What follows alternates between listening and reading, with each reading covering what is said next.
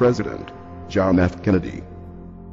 Ladies and gentlemen, the very word secrecy is repugnant in a free and open society, and we are, as a people, inherently and historically opposed to secret societies, to secret oaths, and to secret proceedings.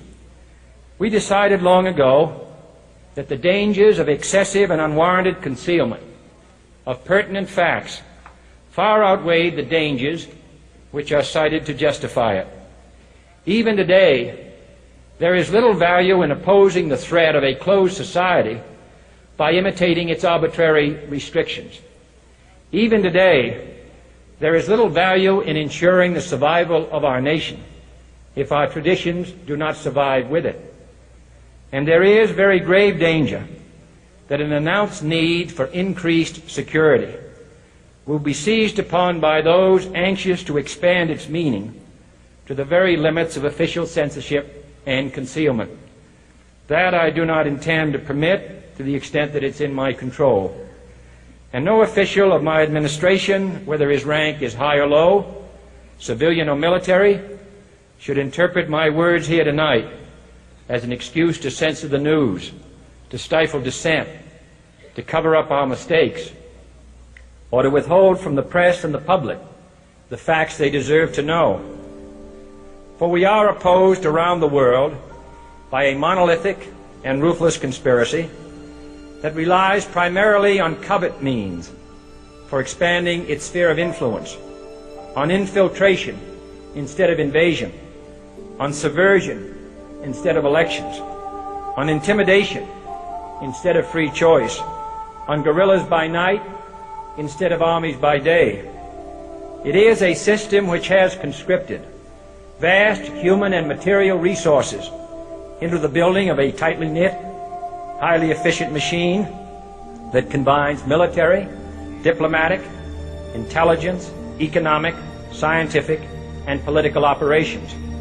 Its preparations are concealed, not published. Its mistakes are buried, not headlined. Its dissenters are silenced, not praised. Its dissenters are silenced, not praised.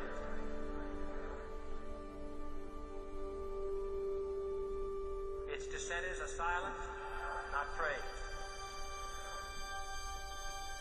Its dissenters are silenced, not praised. Its dissenters are silenced, not praised. Its dissenters are silenced, not praised. No expenditure is questioned, no rumor is printed, no secret is revealed. No president should fear public scrutiny of his program, for from that scrutiny comes understanding, and from that understanding comes support or opposition, and both are necessary. I am not asking your newspapers to support an administration, but I am asking your help in the tremendous task of informing and alerting the American people. For I have complete confidence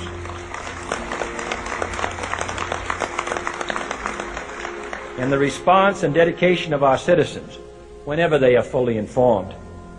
I not only could not stifle controversy among your readers, I welcome it. This administration intends to be candid about its errors. For as a wise man once said, an error doesn't become a mistake until you refuse to correct it. We intend to accept full responsibility for our errors, and we expect you to point them out when we miss them. Without debate, without criticism, no administration and no country can succeed, and no republic can survive.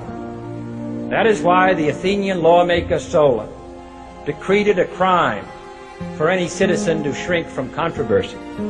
And that is why our press was protected by the First Amendment, the only business in America specifically protected by the Constitution, not primarily to amuse and entertain, not to emphasize the trivial and the sentimental, not to simply give the public what it wants, but to inform, to arouse, to reflect, to state our dangers and our opportunities, to indicate our crises and our choices, to lead, mold, educate, and sometimes even anger public opinion. This means greater coverage and analysis of international news, for it is no longer far away and foreign, but close at hand and local. It means greater attention to improved understanding of the news, as well as improved transmission. And it means, finally, that government at all levels must meet its obligation to provide you with the fullest possible information outside the narrowest limits of national security. And so it is to the printing press, to the recorder of man's deeds, the keeper of his conscience, the courier of his news, that we look for strength and assistance, confident that with your help, man will be what he was born to be, free and independent.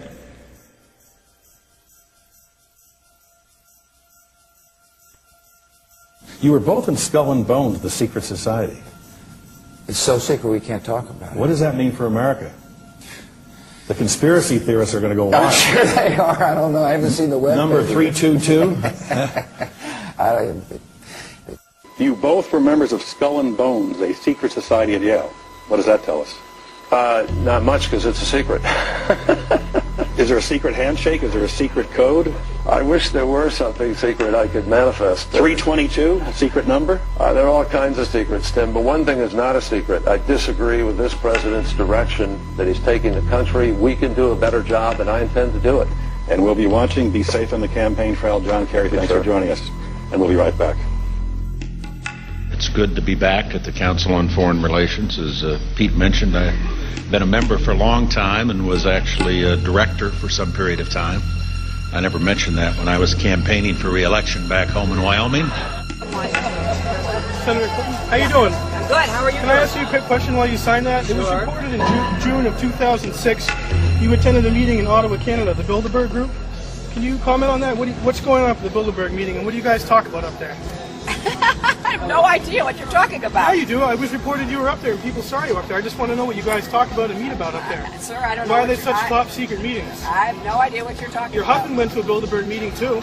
I'm just wondering. I'm not being rude or anything. No, I just want to know what happens at these meetings. Well, since I wasn't there, I have no idea. Okay, thank you, Senator. Thank you. How are you? There you go. Thank you very much. Listen, I am a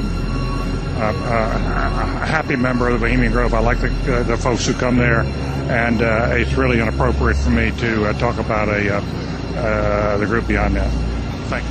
Have you been there for the ceremony with the cremation of care? Frankly, I don't think that's something I need to talk to you about. I'll call Indiana. We thank thee for thy adjuration.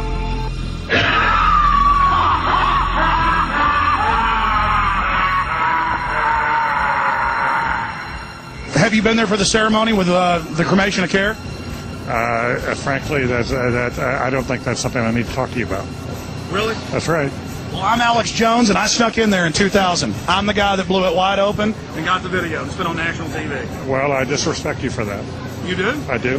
But there's a lot of big public officials going in there. Don't we deserve to know? I don't know anything about you, and I don't know anything about your film.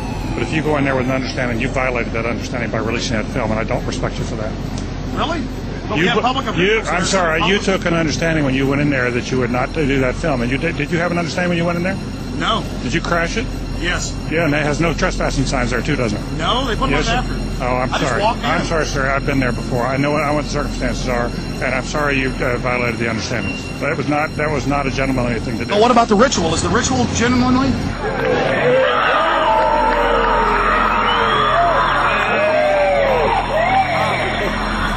Sir, everything. I don't owe you this comment. I know. This is what's called ambush journalism, and I disrespect you for that as well. So thank you and goodbye. In the ritual? It's none of your damn business. Oh.